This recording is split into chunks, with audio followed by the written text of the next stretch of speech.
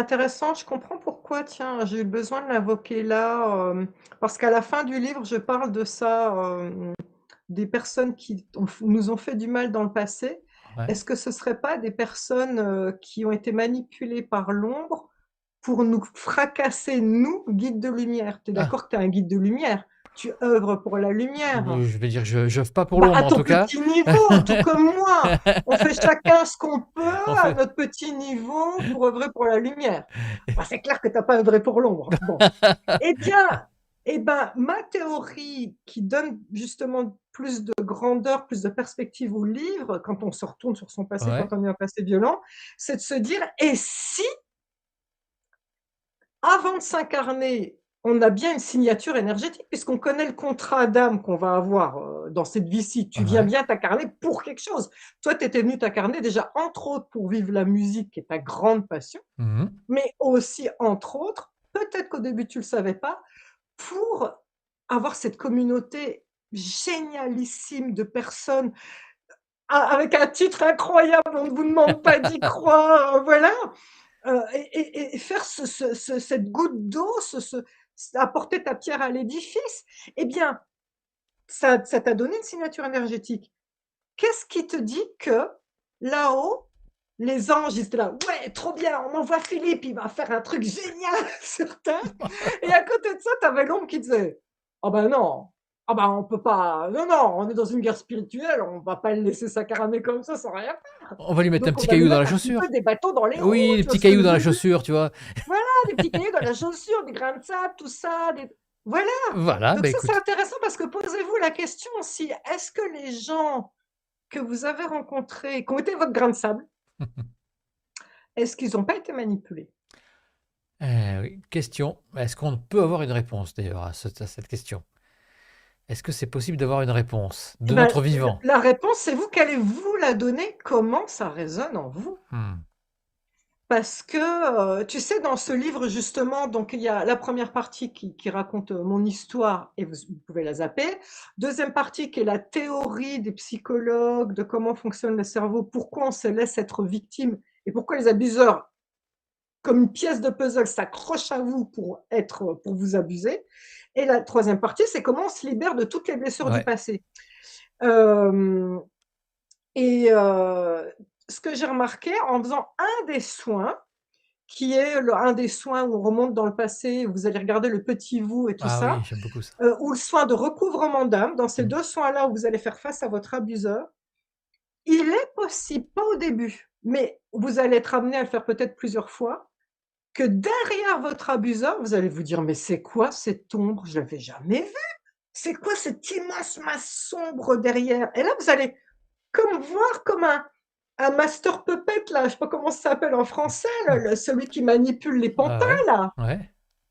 Et vous allez vous dire: «Mais attends, cette personne qui m'a fait tant de mal, en fait, elle a ses protecteurs aussi. Moi, j'ai mon ange gardien, mais son protecteur, c'était l'ombre qui finalement l'a un peu manipulé, voire même beaucoup, pour me dire toutes ces horreurs, pour me faire toutes ces horreurs, parce que regarde bien, elle est maligne l'ombre».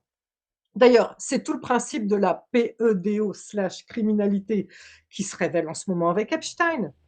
Quand tu dois dézinguer une population, tu vas pas le faire quand ils sont adultes, parce qu'on a notre discernement, on est fort, on peut dire non, on a le libre arbitre. Tu dois le faire quand ils sont enfants, quand ils sont malléables. Donc en fait, les grains de sable que vous avez eus dans votre enfance et dans votre adolescence, posez-vous les questions. Est-ce que ce serait pas l'ombre qui a manipulé certaines personnes pour se dire: «Elle ou lui là, faut le fracasser maintenant. Mmh. Après, ce sera trop tard quand il sera adulte». Tu comprends? Ouais, bah, oui, oui, bien sûr, je comprends. C'est une question que, bah, après on peut devenir fou à pas se poser des questions à chaque fois quand même. Ben, ce qui est intéressant, c'est qu'après, ça vous permet de prendre du recul et de remercier les personnes qui vous ont fait du mal. D'ailleurs, c'est un principe taoïste, hein. Mmh. Remercie tes ennemis parce qu'ils te font grandir. C'est sûr que ceux que tu as rencontrés qui sont super cool dans ta vie, tu peux les remercier, bien sûr, mais ils t'ont pas fait grandir de ouf. C'est dans l'adversité qu'on grandit. Donc finalement, de base, on pourrait être enclin à remercier ceux qui t'ont fait du mal dans le passé, mais doublement parce que ça devient à double tranchant. C'est que malheureusement, en tant que thérapeute, j'ai eu des milliers de personnes qui sont passées sous mes mains, qui ont été fracassées par des parcours de vie compliqués, hein.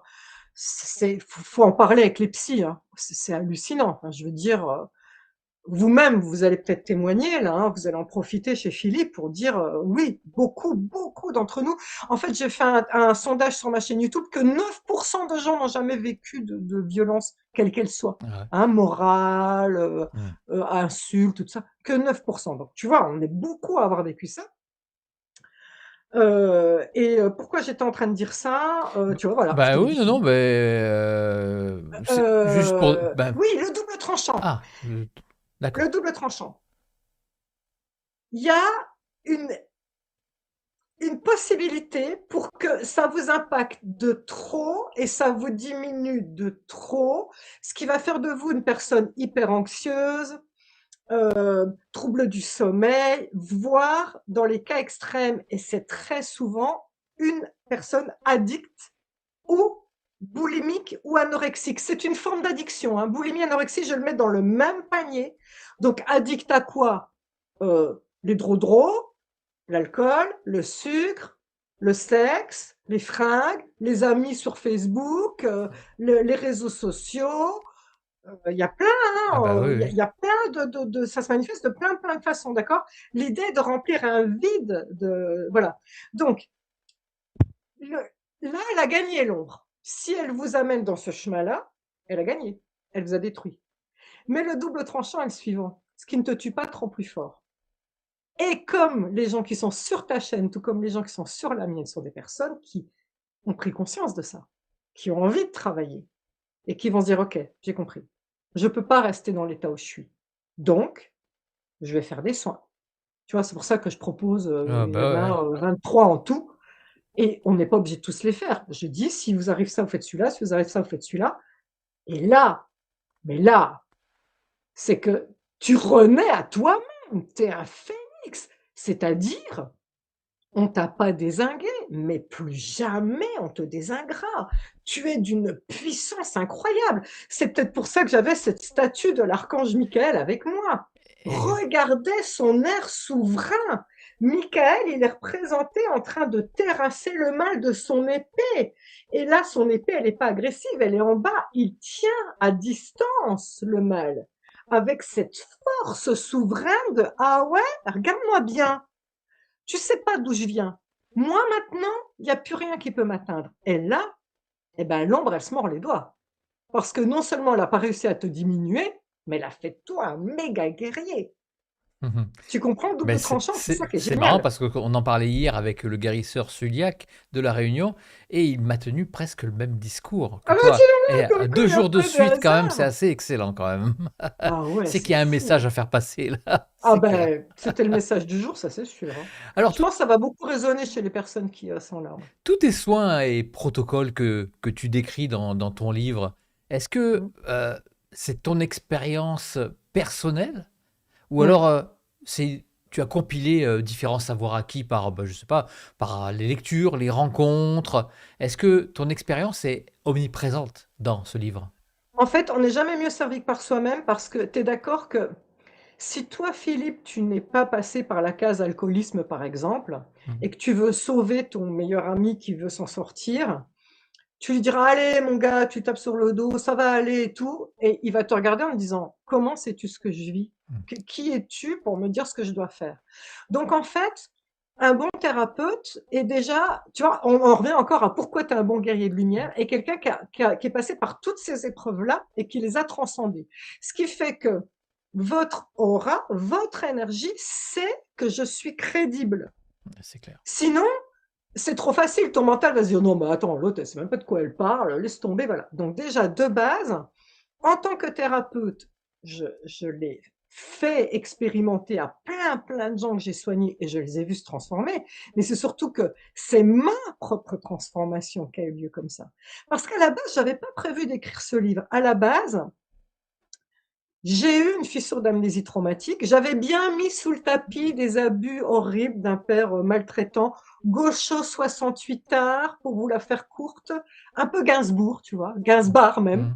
Donc, qui clopait clope sur clope, qui avait une bière à la main H24. Vraiment, il s'est réveillé, il avait une bière, il se couchait avec une bière, voilà.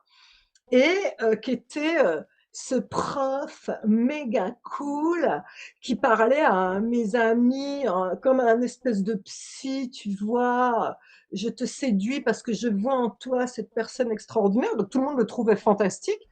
Sauf que derrière les portes fermées, c'était un tyran pervers narcissique qui avait résolu de me détruire depuis l'âge de mes 5 ans. Et qui me disait d'ailleurs, tu es folle hystérique depuis que j'ai 5 ans jusqu'à mes 20 ans, tu es folle hystérique et tu vas finir pute et je vais le prouver. Voilà. Ça, c'est fou, ça. Et donc, j'avais planqué ça sous le tapis. Mhm. Et puis, ben, un jour, la fissure d'amnésie traumatique est venue à l'occasion d'une, si tu auras envie que je raconte, tu me diras, Ah bah oui, d'une oui, oui. séance banale chez le gynéco. Ah ouais.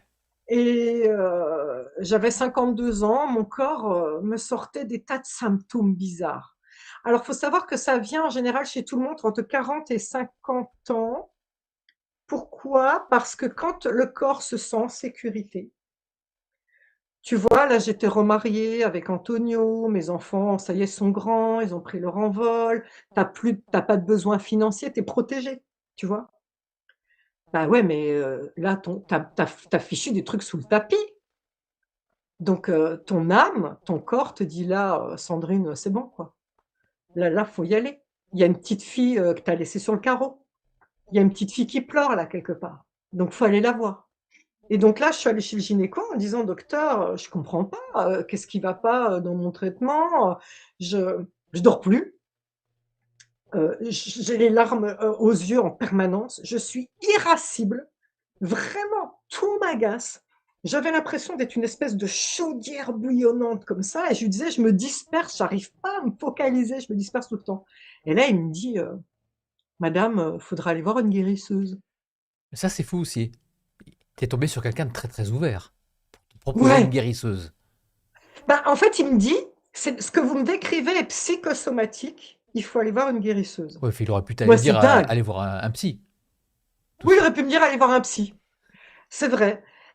Et pourquoi? Mais tu sais, le hasard a fait que je suis tombée chez un mec, Eh ben oui, tu vois, je le crois que hasard. tout était ordonnancé, hein. Le hasard, Et là, évidemment. je me souviens de mon air, mais outré. Je lui dis, mais enfin, docteur, c'était un homme, hein, tu vois, en plus, c'est ça qui est drôle. Je lui dis, mais enfin, docteur, vous ne pouvez pas me dire ça, je suis guérisseuse. Je l'aurais vu s'il y avait un truc. Il me dit, ah ouais? Eh ben, moi, si j'étais enceinte, j'irais voir un confrère. Et là, au moment où il m'a dit ça, mon corps a lâché toutes les digues. Je voyais plus clair. Dans ma tête, ça faisait bou, bou, bou, bou, j'entendais plus rien. Les larmes, les larmes, les larmes, je tremblais. Je me souviens qu'il me guide par le coude de manière très paternaliste vers la porte et il me glisse à l'oreille, vous verrez, avec le temps, c'est un cadeau. Et là, je suis donc allée chez un psy en lui disant, voilà, je dois parler de mon père et je lui raconte ce qu'il a dit toute ma vie, t'es folle, hystérique, machin. Il dit, chouette programme. Et en fait, 1 an de soins où je suis allée voir un psy, où je me suis fait les soins que je Ouais. connais moi, que je faisais aux gens.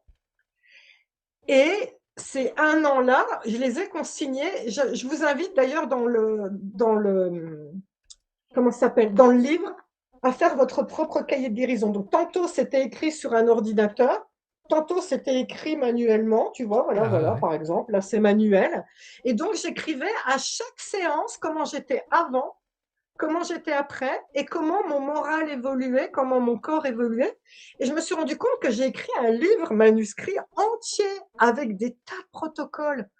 Et là, je me suis dit, mais Sandrine, tu peux pas garder ça pour toi, c'est pas possible. Tu peux pas. L'univers ne t'a pas donné par hasard une chaîne avec 270 000 abonnés pour que tu restes dans ton coin avec ton savoir. Et qu'en plus, j'avais vu des milliers de personnes qui avaient vécu ces choses-là avant. Donc là, je me suis dit, ben, c'est parti, je vais écrire un livre et je vais permettre à toutes ces personnes qui ont mis sous le tapis soigneusement, en se disant, non, ça ne me concerne pas, parce que moi, j'étais comme ça. Quand je voyais les gens qui venaient se faire soigner, Dans ma tête, je disais: «Oh, je suis passée à côté». Ouais. Heureusement, moi, ça m'a pas impacté. Jusqu'au jour où mon corps m'a dit: «Non mais là, tu vas arrêter, quoi». Et puis tu as Et fait donc, tu as fait carrément une enquête après? Tu as enquêté un j'ai petit dû mener une enquête. eh oui. Ouais, ouais. Parce qu'en plus, bizarrement, hem, c'était au moment où je faisais les 21 clés de reprogrammation, livre que vous connaissez aussi.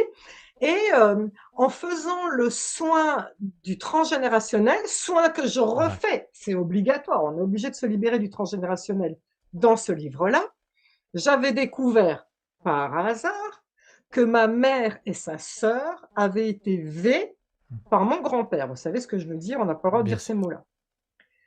Parce qu'elles avaient tous les symptômes que je te décris. Et quand je m'en suis rendu compte, je me suis dit, au départ, bah, ça se trouve, Sandrine, ce que tu viens de découvrir là, Mmh. bah, ça se trouve, c'est le transgénérationnel de ta mère et de ta tante ou mon grand-père qui a peut-être qui m'a peut-être fait moi, Mmh. je suis l'aînée de ses petits-enfants. Donc tu sais, c'était et ma grand-mère m'a élevée mes 3 premières années. Tout le temps, j'étais chez elle. Donc c'était fort probable. Donc en menant l'enquête, c'était la première possibilité et très rapidement Mmh. sont sorties de sous le tapis toutes ces phrases. La petite fille abandonnée, pendant 20 minutes, une demi-heure, 1 heure à la Ah oui. sortie de la danse, entre 5 ans et 15 ans, toute seule dans le noir, devant un cimetière, alors que même à l'époque, il y avait des tarés qui se trimballaient. Bah, Je ouais. veux dire, j'avais le regard baissé. Tout ça là, cette maltraitance est revenue, je me suis dit: «Mais dis donc, pourquoi il m'a dit que j'étais une p» je fais exprès de pas dire Mmh. le mot, Mmh. et que j'étais folle et hystérique? Est-ce qu'il m'aurait pas fait des trucs ce mec? Et qu'il avait couvert ses arrières en disant: Eh oui, «Ah! je vous l'avais Elle, bien dit. elle soupçonne des choses, elle veut dénoncer des choses, mais je vous dis depuis le début qu'elle est folle hystérique cette gamine». Donc je n'étais pas crédible. D'autant plus que, comme je vous l'ai dit, mon père était Gainsbourg. C'est-à-dire ce type avec la clope et la bière hyper cool, qu'offrait des bières à mes copains ados et qui parlait des heures en disant: «Je te comprends, tu es fantastique», tout ça, et tout le monde m'enviait un père extraordinaire comme ça. Ceux qui sont sous l'emprise d'un pervers narcissique connaissent très bien ce processus. C'est vous le fou, ce n'est pas cette personne-là, c'est vous la personne, qu'il faut soigner, quoi. Et à partir de là, quand tu as mis le doigt sur ce qui pouvait être, c'était une hypothèse quand même, Oui, c'était t ce qui pouvait être, ouais, ouais. ce qui pouvait être. Est-ce que tu en as conclu que c'était bien ce qui s'était passé? Ou alors, tu as toujours cette part de doute quand même? Ouais. Et cette Non, part de non, doute, non, ça serait un petit peu, bah, ce petit grain de sable, ouais, le fameux dans grain de les sable yeux. que tu traînes. Ouais, ouais, ouais. C'est une très, très bonne question parce que alors, autant j'ai soigné beaucoup de personnes qui ont vécu des choses très violentes, violences morales, verbales, tout ça, les coups ou levés. Finalement, mon livre tourne autour de violences morales et verbales, Mmh. puisque c'est ce que j'ai vécu, puisque levé reste un doute. Alors, il y en a pour qui levé ne reste pas un doute parce que la mémoire, la fissure d'amnésie traumatique refait jaillir des choses où vous revoyez la scène, sauf que moi, les seules choses que je revoyais, d'ailleurs, comme par hasard, j'en parle dans d'autres de mes livres, c'était moi qui hurlais la nuit en criant: «Au secours, ça brûle, ça fait mal», et mon père au-dessus de moi qui me mettait des claques en disant: «Arrête de crier, tu fais un cauchemar». Ouais.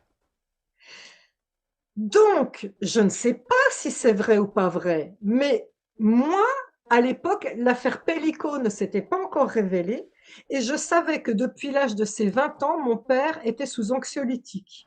Donc, ce que j'en avais déjà conclu, c'est quand il voulait faire un truc, il me gavait de ces trucs, la douleur me réveillait et donc je disais: «Au secours, ça brûle», et je me le retrouvais Ouais. forcément devant moi, et surtout, c'est un truc qui me choquait, c'était à quel point son odeur de crasse restait dans ma chambre. Je me disais: «Il a pas pu faire un aller-retour pour Oui. juste me réveiller et repartir. pour qu'il y ait à ce point une odeur de transpiration, de tout ce que tu veux, tu vois. Donc, c'est resté une enquête sur laquelle j'ai un doute, tout comme la fille de Gisèle Pellicot ne sait pas. Ouais. Elle ne sait pas, elle subodore, parce que sa mère est passée par là, il y a eu des traces. Elle, il y a eu des vidéos, des photos marquées ma fille à poil. Voilà. Mmh. Bon, bah, moi, il y a d'autres trucs qui m'ont mis sur la trace, c'est que mon père, sa première maîtresse, elle avait 15 ans et sa deuxième, elle avait 17 ans. Il avait 43 ans de plus qu'elle. Donc tu vois, il y a des tas de trucs et puis pourquoi autant d'ados chez moi tout le temps qui séduisaient, et puis il faut savoir que quand j'avais 15 ans, je suis partie aux États-Unis pendant 15 jours. Ma meilleure amie m'a accompagnée avec mon père à l'aéroport parce qu'il faut savoir que mon père avait la garde exclusive. Ma mère avait renoncé à ses droits de garde, hein, ils ont divorcé et donc je me suis retrouvée avec ce taré, voilà, au bras de ce taré et donc ma meilleure amie m'avait amenée à l'aéroport. Pour 15 jours, je faisais un échange scolaire aux États-Unis. Quand je suis revenue, elle était de nouveau là.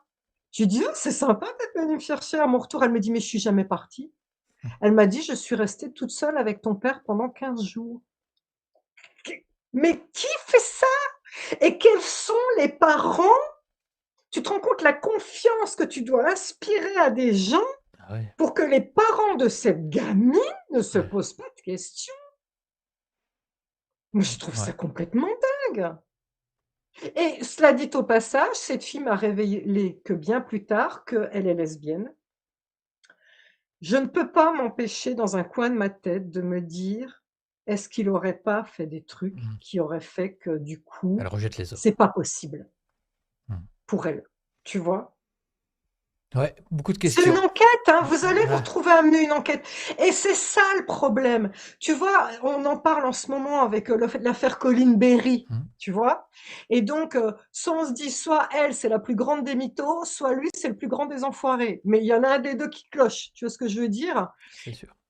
Mais on arrive encore, pour procès en diffamation, tout ça, alors que son corps parle, elle est elle-même psy, mon corps parlait. On arrive à remettre en question ces choses-là et finalement, souvent d'ailleurs la famille, j'en parle, hein, doit-on éventer cette chose-là? Doit-on en parler à la famille, de ce que vous avez vécu?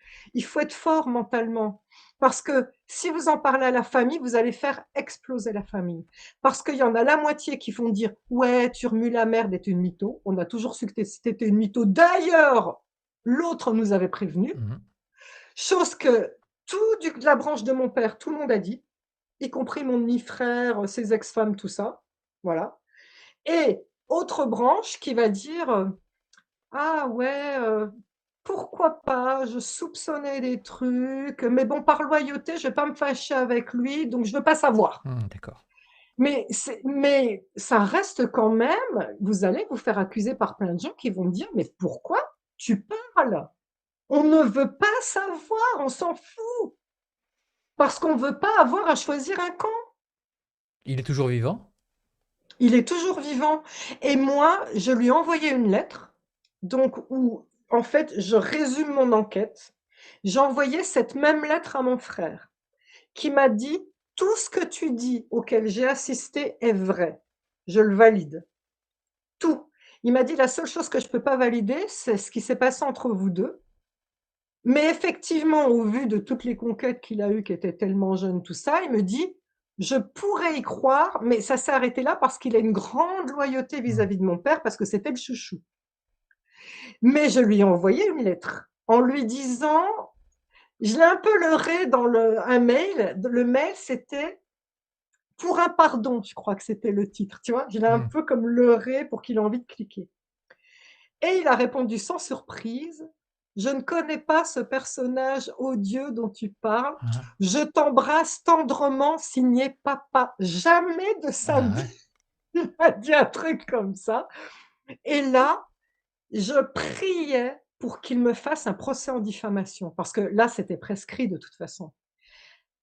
Parce que j'avais tellement de billes de dire: «Ah ouais? Alors attends, elle a témoigné, la toute première qui avait 15 ans, elle a témoigné, c'est écrit». Il le savait pas lui, hein. La deuxième, tout le monde sait qu'elle avait 17 ans puisque c'est devenu la mère de mon demi-frère. Donc là, pareil, hein, ça c'est écrit. Donc plein de trucs. Mon frère qui avait validé chaque chose, gardé soigneusement de côté. Donc je m'étais dit, mon coco, viens me faire un procès Ouais. diffamation qu'on rigole. Mais bien sûr, il ne l'a pas fait, tu te doutes bien. Hein. Et le pardon, tu en parles beaucoup du pardon, tu viens d'en parler là à l'instant. Euh, Est-ce que tu as pardonné? Je parle pour toi évidemment, hein, pardonné à ton papa, Oh, mais c'est une pour pouvoir question avancer. énorme. Et ça c'est peut-être ce qui est le plus compliqué. Si tu veux avancer, à un moment, il faut se libérer de ses casseroles, quoi. Et le pardon, c'est. Alors, Tu en parles dans ton livre d'ailleurs. j'en parle dans le livre du sujet du pardon et je dois faire preuve d'honnêteté. Et d'ailleurs, j'en ai parlé avec Didier Santiago, que tu connais, Ah, que je tu as connais très reçu bien, sur ta chaîne. que j'embrasse. Et Mhm. voilà. Et tu sais, il m'a contacté un jour en me disant, Sandrine, j'ai du diabète de type 2, est-ce que tu pourrais me soigner? Et je lui ai dit, il y a tout un chapitre sur le diabète dans la langue, le langage Des oiseaux. du corps.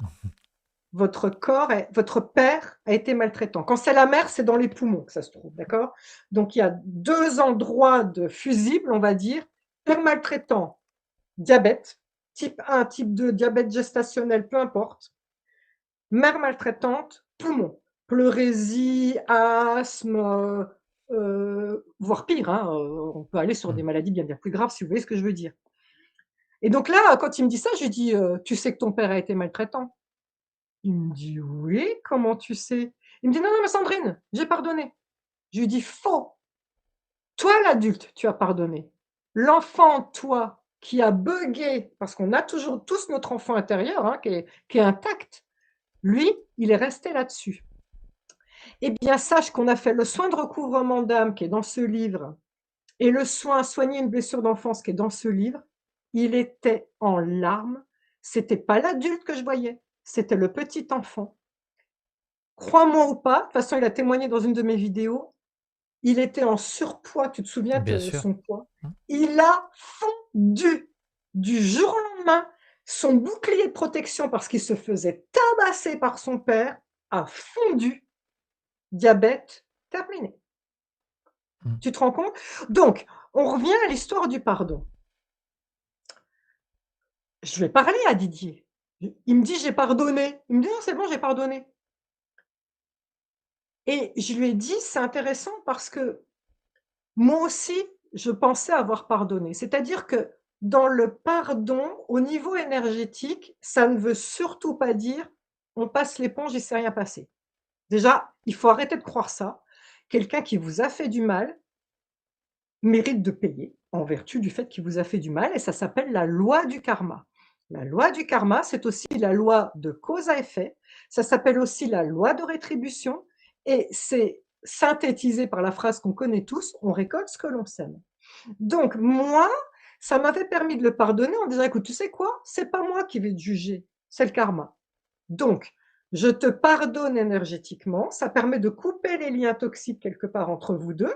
J'avais dit à mon père à la fin de la lettre: «Je te pardonne parce que je veux rompre les liens transgénérationnels pour libérer mes enfants. Je te pardonne parce que je sais que le karma va s'occuper de toi et que j'aimerais pas être à ta place quand tu vas payer.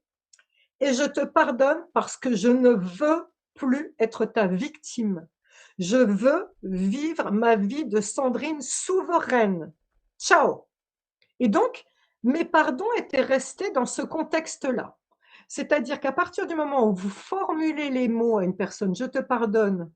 Alors moi, au départ, j'avais conscience de ça. Je l'avais appelé, je n'avais pas dit: «Je te pardonne». Je n'avais pas réussi à cracher ces mots-là. J'avais dit: «C'est pour te dire que je t'en veux plus, tu peux mourir en paix». Et il m'avait dit: «Ah bon?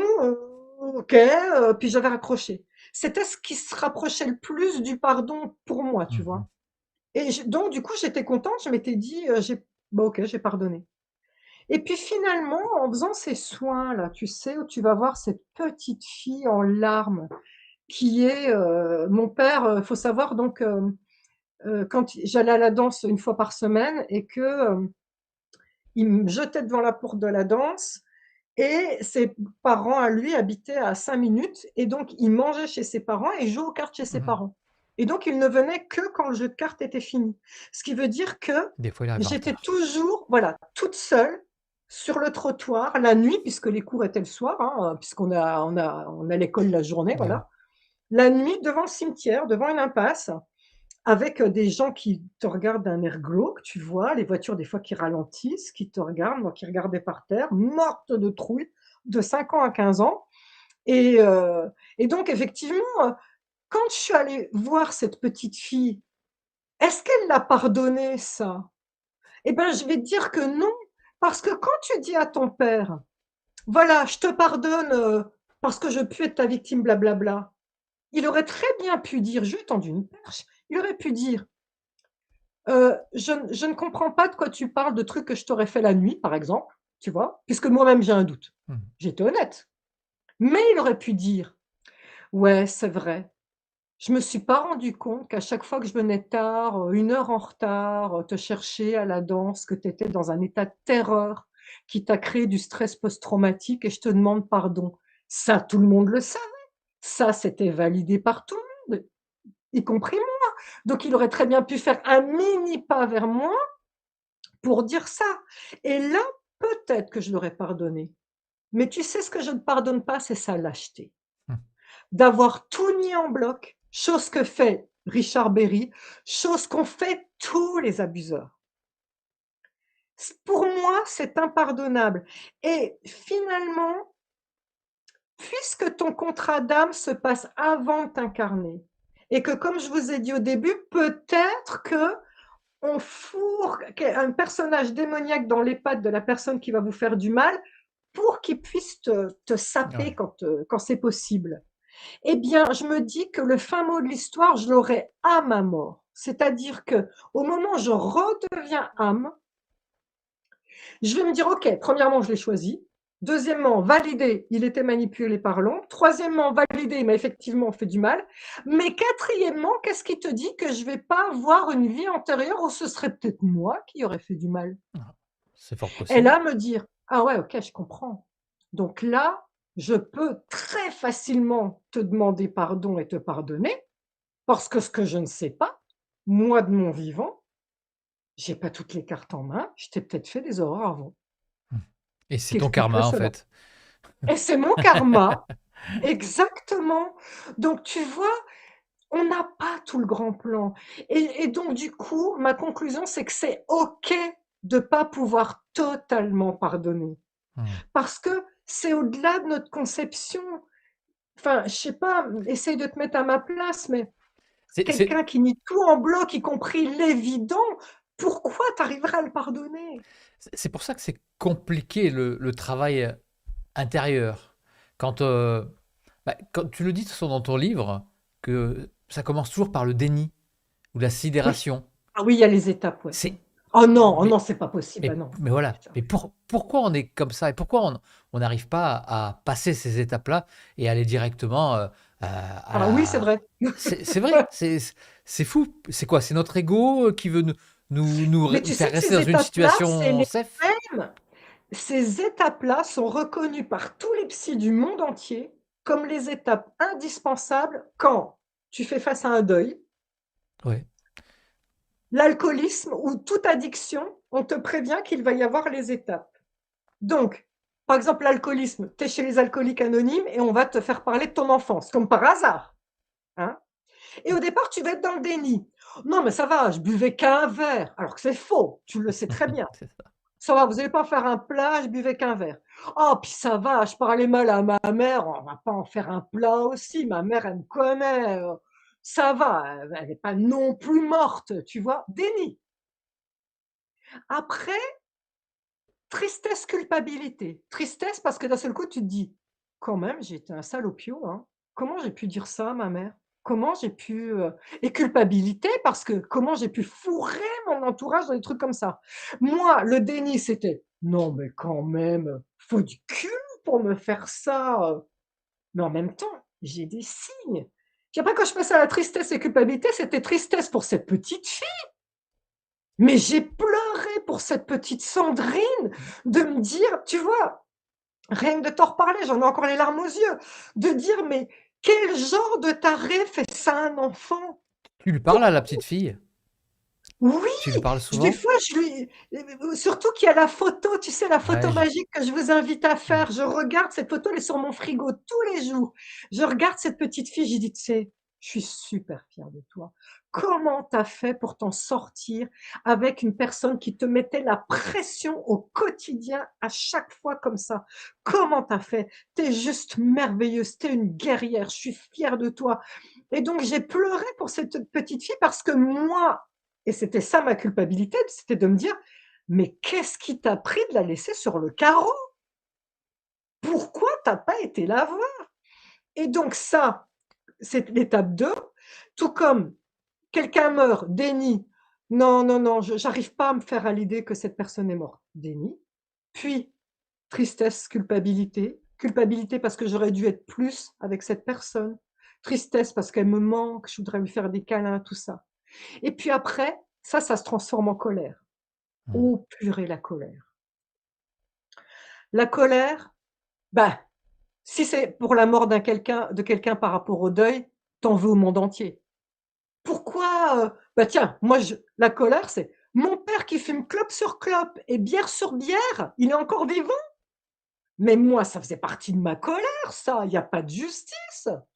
Pourquoi j'ai vu des âmes merveilleuses être emportées par des cancers, des enfants emportés par des cancers alors que cet cet homme immonde est encore vivant? Ça, c'était une des premières parties de ma colère et la deuxième, mais je te jure, mais il peut remercier le Seigneur que j'habitais à 500 kilomètres. Et ça, je l'ai vu dans tous les livres de personnes qui ont parlé d'abus dans la phase scolaire. Je me souviens notamment du livre de Stéphane Alix, Ouais, qui a été confronté la j'allais t'en personne parler aussi.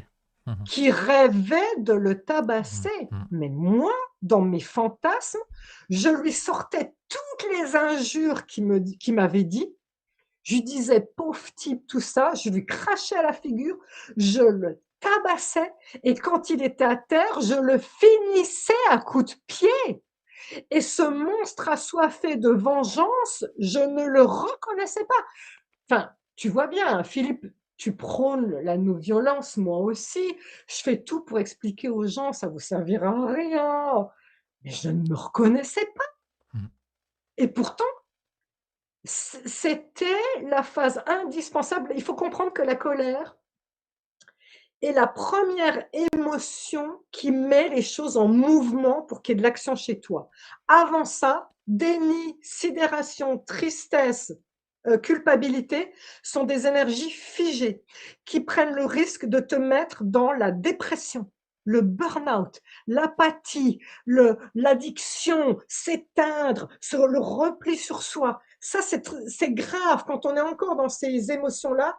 C'est grave parce que tu es dans ton cocon. Tu t'auto-détruis. La colère est certes un jaillissement, mais un jaillissement de ton énergie vers l'extérieur pour sortir de toi ce qui t'a pollué pendant des années. Donc c'est extrêmement simple. Par contre, elle ne doit pas s'installer. Mmh. On doit passer Ouais, faut passer à après l'action. à l'action. Donc, dénoncer la personne ou pas, faire des soins, aller voir un psy, blabla, lui écrire une lettre ou Mmh. pas, à vous de voir. Et surtout, avec le temps, ça se transforme en acceptation.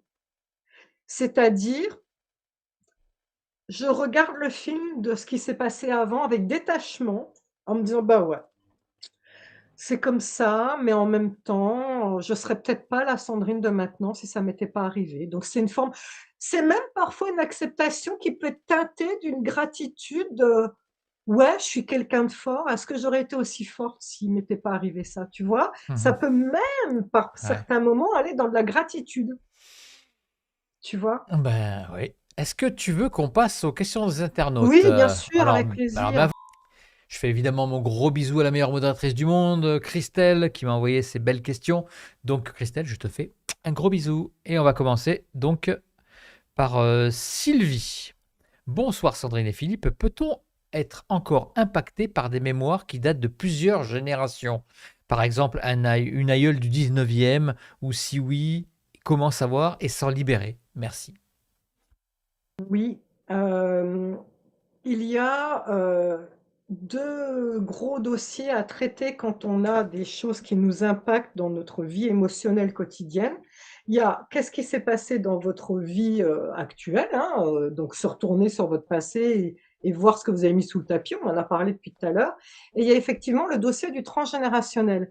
Ça a été prouvé, hein, alors là, par tous les scientifiques du monde, par l'épigénétique qui dit la chose suivante: dès lors que vous vivez un traumatisme, bah tiens, on parlait du diabète tout à l'heure, hein, ça va faire un fusible dans votre corps, donc modifier votre ADN. Donc, vous portez dans votre ADN vos traumatismes. Partant de là, ça veut donc dire que si vous faites des enfants, ils vont hériter de votre ADN traumatique et vos petits-enfants, blablabla. Ce qui veut donc dire que votre arrière-grand-mère, qui a vécu un V pendant la guerre, elle a donc vécu un traumatisme.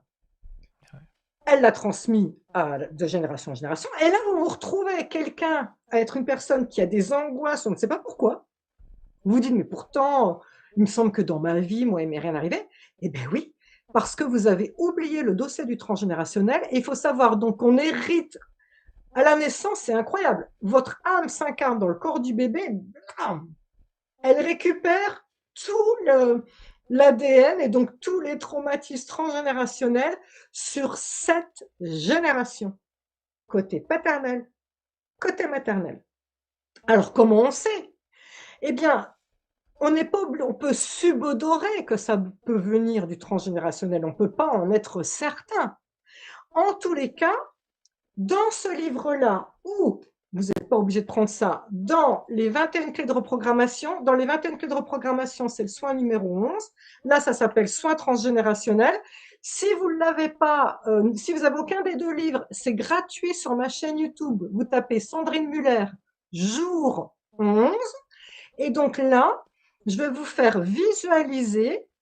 Alors, faites pas les 2 lignées en même temps parce que c'est lourd. Donc, vous allez dire, par exemple, aujourd'hui, je travaille sur ma lignée maternelle. Voilà. Vous allez faire tout le truc. Vous laissez passer un petit peu de temps, puis vous direz, ben, un autre jour, je travaille sur ma lignée paternelle ou vice-versa. Et donc, l'idée est de, je raconte pas tout le soin, mais c'est de vous faire visualiser un énorme paquebot devant vous. Imaginons que vous travaillez sur la lignée maternelle. Vous allez d'abord commencer par mettre un hologramme de votre mère, et cet hologramme symbolise tout le négatif que votre mère elle a.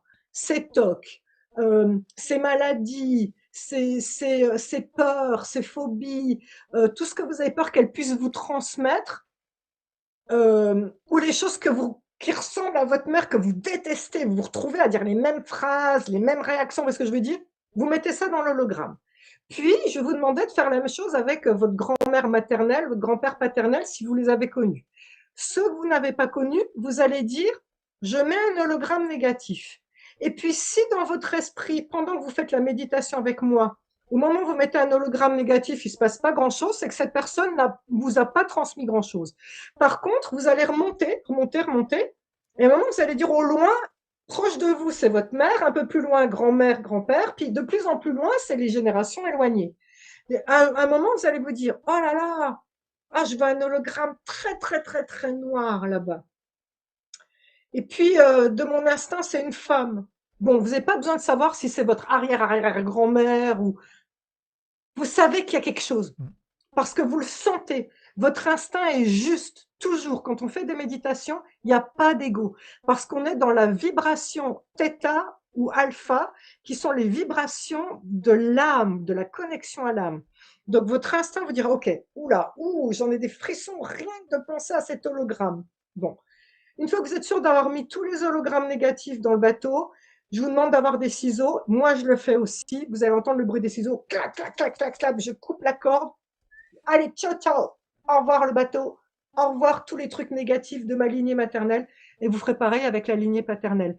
Et ce qui est intéressant, parce que des fois, les gens disent, bon, bah, du coup, maintenant que je l'ai fait, j'ai pu alors faire faux. Faux, parce que peut-être que là, bah, tiens, je reprends l'exemple du diabète, on en parlait tout à l'heure. C'est des choses qui peuvent tourner dans la famille. Donc, il aurait très bien pu se dire, ah ouais, mais ça, c'est quelque chose hérité de ma lignée paternelle. Donc, il fait le truc paternel. OK, au revoir le bateau. Puis un jour, vous allez vous dire, comment ça se fait que je réagis mal dans telle configuration? C'est bizarre. Ma mère, Elle faisait ça aussi. Puis maintenant que j'y pense, ma grand-mère aussi. Tu sais quoi? Je me demande si c'est pas transgénérationnel. Eh ben, je vais le faire. Ce qui veut dire que à chaque fois qu'il y a un déclencheur qui vous agace chez vous, que vous ne supportez pas un toc, euh, une peur, une phobie, et que vous n'arrivez pas trop à identifier, honnêtement, ça mange pas de pain. Faites le transgénérationnel. Et à chaque fois que vous le faites, ce qu'il faut que vous compreniez, c'est que instantanément, vous libérez vos descendants, vos enfants. Pourquoi instantanément? Parce que vous allez me dire, oui, mais là, Sandrine, tu viens de rompre le transgénérationnel avec ta mère, mais tes enfants, tu les as déjà. Donc, tu leur as déjà transmis l'ADN négatif. Faux. Oui, ils ont l'ADN négatif. Mais n'oubliez pas, puisqu'un traumatisme modifie votre ADN, à l'inverse, un soin reprogramme votre ADN. C'est justement pour ça que j'avais fait le livre 21 clés de reprogrammation. C'est-à-dire que comme un programmateur informatique, on enlève le virus et à la place, on remet un programme de santé parfaite, de bien-être et tout ça. Donc moi, mon ADN est purifié et dans l'énergie que j'envoie, mes enfants, qu'est-ce qu'ils captent? Dis donc, maman, elle est vachement bien. Ce dossier-là, c'est fini. Il est clôturé. Et donc, leur énergie va recevoir mon rayonnement de bien-être qui va être comme pour eux un soin qui va reprogrammer aussi leur ADN pourri. Ce qui veut donc dire que si vous travaillez sur vous, il faut comprendre que le chaînon de la lignée transgénérationnelle sur cette génération s'arrête à vous. À partir du moment où vous travaillez sur vous, vous sauvez vos enfants et petits-enfants, etc. Ça, c'est très important de le comprendre. Ok, on continue avec Alicia qui demande, est-ce que Sandrine, vous guérissez l'anxiété? Ben, ça, c'est tout le sujet du livre. C'est parmi le trouble le plus Ouais. important lié aux blessures diverses et variées. Euh, Blessures d'humiliation, d'abandon, de rejet, violence morale, physique, voire pire. C'est une forme de stress post-traumatique, c'est-à-dire le corps a emmagasiné ça parce qu'il ne sait pas quoi en faire. Et donc, cette anxiété, c'est sa façon de le ressortir. Ouais. Donc, il faut savoir qu'il n'y a que 9% des personnes qui nous suivent qui n'ont jamais vécu de choses anxiogènes. Donc, c'est normal, je dirais, d'avoir cette anxiété. Euh, Peut-être que vous allez la traîner à un degré moindre plus tard. Moi, là, maintenant, ça va faire donc 3 ans que je me suis soignée hein, et depuis que j'ai travaillé sur moi, écrit le livre. J'avoue que je n'ai plus d'anxiété, sauf des petits épisodes. Quand je suis fatiguée, quand un truc m'a contrariée. Voilà, donc on apprend à vivre avec et à diminuer l'intensité. Alors là, je parle pour ceux qui ont eu des choses très très graves. Hein. Bien sûr. Pour d'autres, vous allez travailler les soins et c'est fini, terminé, merci, au revoir. Je peux pas me prononcer pour tout le monde, on est tous différents. Ouais. Hein, voilà, mais c'est important de comprendre que je peux, c'est pas un truc miracle non plus, hein, on est tous différents, il faut apprendre à vivre avec. D'ailleurs, je reprends les mots de Didier Santiago quand on parlait du pardon. Et donc, j'ai dit, mais Didier, t'es sûr que tu as vraiment pardonné? Et que moi, je me suis posé la question. Il m'a dit, écoute, Sandrine, c'est intéressant que tu me dises ça parce que il y a une partie de moi qui n'arrive pas à pardonner parce que j'ai la double peine.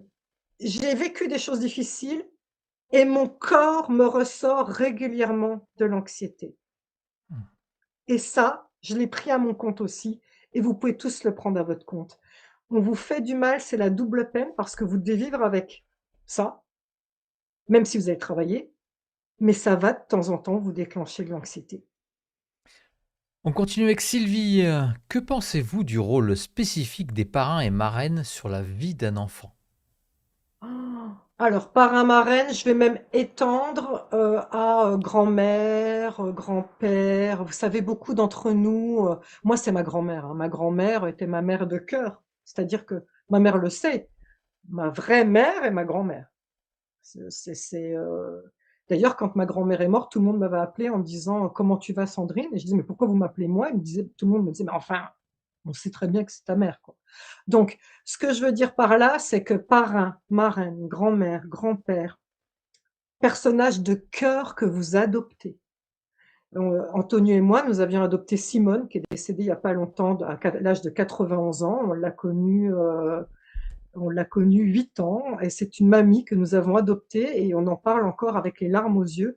C'est notre famille et des personnes qui ont un lien de cœur, sans jugement, avec une écoute, une bienveillance, c'est un cadeau inestimable. Et donc, peu importe le lien que vous avez avec cette personne, c'est pour ça que je dis bonjour ma famille d'âme, parce que malheureusement une famille de sang, on ne la choisit pas, elle n'était pas top la mienne.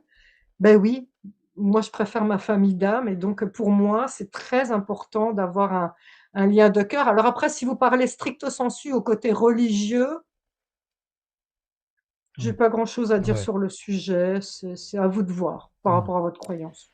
Allez, on va continuer avec Maëlys. Avez-vous fait une constellation familiale ou de la psychogénéalogie? Oui, les 2. La le comment dire? Les limites de ces 2 soins sont les suivantes.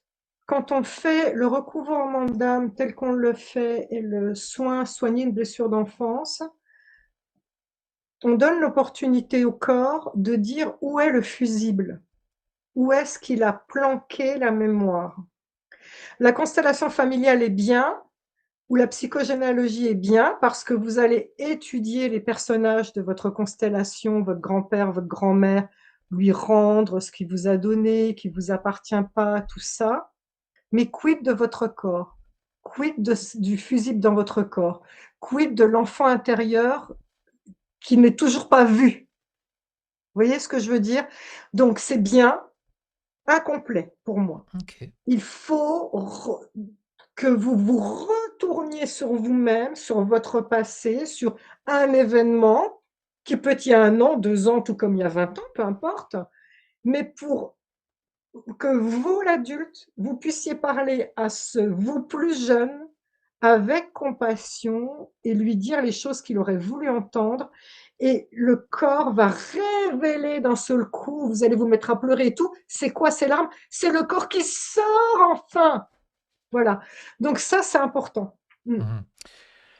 Lalita, alors elle pose une question que tu as déjà répondu, mais enfin si tu veux apporter un complément, puisque ça correspond vraiment à ce que tu as vécu. Comment faire pour se libérer quand on a devant soi quelqu'un qui ne reconnaît pas le mal qu'il nous a fait et qui en plus, la personne continue à se comporter de la même façon? Là, on est dans le schéma toxique typique. Hem, il faut comprendre que pourquoi les hypnothérapeutes répètent 3 fois les choses? Vos paupières sont lourdes, vos paupières sont très lourdes, elles sont très, très lourdes. Ou pourquoi, quand je dis des prières, je les dis 3 fois? Il faut savoir que c'est un fait reconnu de tous les scientifiques. Le corps n'enregistre les choses que quand on les a dites 3 fois. C'est pour ça qu'on dit jamais 2 sans Mmh. 3, d'accord? Si je te dis: «Philippe, fais pas ça», tu as fait la connerie une fois. Mmh. Je te redis une deuxième fois: «Philippe, fais pas ça», tu refais la Je vais connerie une deuxième refaire. fois. À mon avis, tu vas le faire une troisième fois parce que le corps n'a pas compris, d'accord? Le OK. subconscient n'a pas compris. Donc partons de ce principe-là. Une personne vous agresse. Vous lui dites une première fois: «Non, ça me blesse». OK, première fois. Deuxième fois, vous allez reformuler différemment. «J'aime pas quand tu me parles comme ça parce que ça me met en insécurité». Vous lui laissez le bénéfice du doute, deuxième fois. Troisième fois: «Je ne veux pas, je n'accepte pas, tu dépasses mes limites, blabla». Écoutez-moi bien, si cette personne ne change pas, c'est à vous de changer. Elle ne changera Eh oui. jamais. C'est important que je vous dise ça, parce que c'est comme ça qu'on sauve des femmes battues, c'est comme ça qu'on sauve des personnes de relations toxiques, c'est très important. Einstein a dit la phrase suivante: «La définition de la folie, c'est de répéter tous les jours la même chose en escomptant un Mmh. résultat différent». Si la personne qui vous abuse, vous vous levez tous les jours en vous disant à votre petit thé du matin: «Aujourd'hui, elle va changer». Ah bon? Et pourquoi elle changerait? Pour quelle raison magique est-ce qu'une personne changerait? Passé 3 fois, la personne n'a pas changé. Je vous le signe, c'est écrit dans les énergies, c'est écrit chez tous les psys. Elle ne changera pas. C'est à vous de changer d'énergie. C'est à vous de sauver votre peau ou de tirer un trait sur cette personne. C'est tout. Hmm. Alors, tirer un trait, ça ne veut pas dire... Moi, j'avais tiré un trait sur mon père, c'est-à-dire que je l'appelais à son anniversaire, je l'appelais à Noël, et puis comme une bonne gentille fille que j'étais, je faisais les 500 bandes qui nous séparaient pour aller passer un jour chez lui. Mais même là, je me souviens, il allait fumer ses clopes au fond du jardin, je ne le voyais pas de la journée. On a dans notre loyauté, on continue, nous les victimes, à chercher à plaire à un abuseur. C'est un schéma toxique. À partir du moment où vous avez, je suis désolée, je Non, non, m'emballe, mais mais écoute, c'est c'est très bien, mon tu parles avec le cœur. enthousiasme. Mais voilà, je parle avec le cœur parce que j'ai besoin de vous secouer. À un moment, quand j'ai vu qu'il passait sa journée dehors, même pas je lui parlais, je me suis dit, mais t'es trop con. Et dans ma tête, je me suis dit, regarde-moi bien, tu me verras plus jamais. Vous tirez un trait sur cette personne. Alors, pour être le gentil fils ou la gentille fille, ben oui, s'il y a besoin, bah, appelez pour l'anniversaire, appelez pour Noël. Basta! Faites de la place pour mettre d'autres personnes dans votre espace personnel. Hmm. Et on va finir par une dernière question, une question de Maëlys. Est-ce que tu as fait des séances d'hypnose régressive ou ésotérique? Et si oui, qu'est-ce que tu en as appris? Alors, j'ai fait qu'une fois parce que bon, j'en éprouvais pas le besoin parce que quand on fait les soins comme je l'ai fait, c'est une sorte d'auto-hypnose aussi, Ouais. donc je vous amène. Donc, bref, je n'éprouvais pas le besoin. Je l'ai fait par curiosité, pour être très honnête. J'étais ouverte, je m'étais dit, emmenez-moi dans un truc où soit je découvre du négatif que j'ai besoin de savoir pour évoluer, soit du positif. Et c'était très intéressant parce que sur le moment, j'étais tellement réfractaire à ça que je vois rien. Hmm. Et donc, mon ego a dit, ah, bah, ça marche pas, alors je lâche prise. Et au moment où j'ai dit ça, bim, je me suis mis à voir. Et c'était très intéressant parce qu'on m'a mis sur une de mes vies antérieures, la plus ancienne et la plus importante pour expliquer qui je suis. Alors, il y en a qui croient pas après, voilà. Hmm. J'étais une femme de Lémurie. C'est-à-dire que j'ai vécu mon initiation avec les femmes de Lémurie et avec les Pléiadiens qui venaient m'adouber et m'apprendre le savoir. Et d'ailleurs, bon, on se retrouve là avec beaucoup de femmes là qui nous entourent en ce moment, en ces temps troubles, avec un savoir instinctif de comment soigner par les mots ou avec les mains ou quoi, qui sont des consorts de Lémurie. Ou même les hommes qui ont beaucoup, comme toi Philippe, ou comme mon mari Antonio, qui ont beaucoup d'énergie yin en eux, donc d'énergie féminine. Comment on les reconnaît, les hommes qui ont beaucoup d'énergie féminine en eux? Vous êtes à l'écoute de vos émotions. Vous hésitez pas à parler de vos émotions, de vos peurs, voilà. Vous vous cachez pas derrière l'homme super fort qu'il faut surtout Pourtant, je pas suis le mâle dire, voilà. alpha, moi, le vrai, hein. Voilà, et donc, et vous osez exprimer vos faiblesses, votre créativité. Bon, ben, vous aussi, vous êtes alors, c'était les femmes hein, qui étaient initiées, donc vous êtes des anciennes femmes de Lémurie, parce qu'on a été hommes et femmes au cours de nos différentes Hmm. vies, hein, on a été moitié-moitié, hein. C'est une évidence. J'ai pas été femme toute ma vie, et toi, t'as pas été homme toutes tes vies antérieures. Voilà. Ok. Bah écoute, c'était la dernière question. Merci beaucoup, Sandrine. Ben, merci à Je vais vous. remercier aussi toute mon équipe.